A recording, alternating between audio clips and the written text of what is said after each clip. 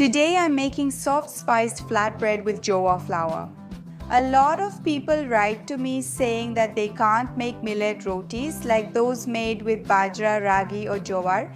They say the rotis break, stick or turn out very hard. But that's not the case. Millet rotis can also turn out very tasty and soft if you follow this recipe step by step.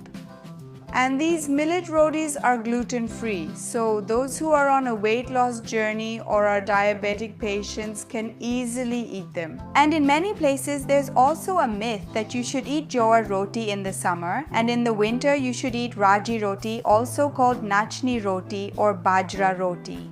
But if you make all millet rotis using this method, they will turn out very nice and soft. To make jowar roti, I have taken 1 cup of jowar flour here, and using the same cup for measurement, I have taken 1 cup of water. First, we will take 1 cup of water in a vessel and let it come to a slight boil.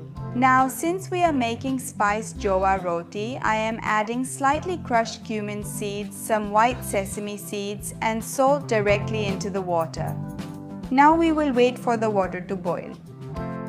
See, the water has come to a nice boil. This is the right time to add 1 cup of jowar flour to it. But before that, I'll turn off the heat because we don't need the water to be any hotter than this. Along with the flour, I'll also add some fresh coriander. It will give a really nice flavor. And finally, I'll add a little bit of crushed black pepper. This is totally optional. Now let's mix everything well and cover it for 5 minutes. Now this dough has cooled down a bit, so let's take it out into a bowl. We will knead this dough with our hands like this to make it soft. And finally, we'll spread a little oil over it.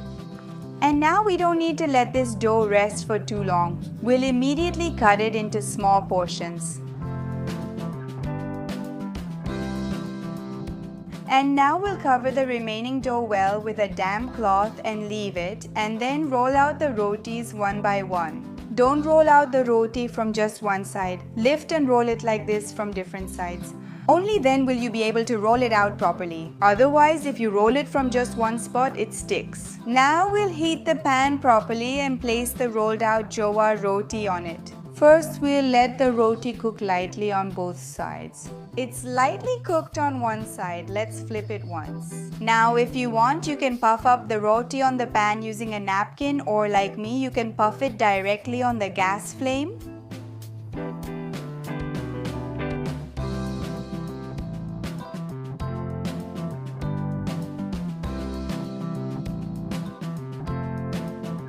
And as soon as the roti is ready, we'll immediately spread ghee over it.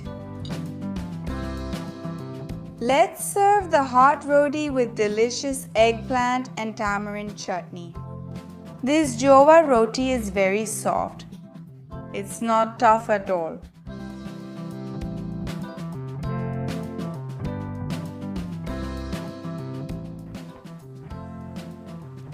This jowar masala roti tastes so delicious. It's so soft too, and with this chutney,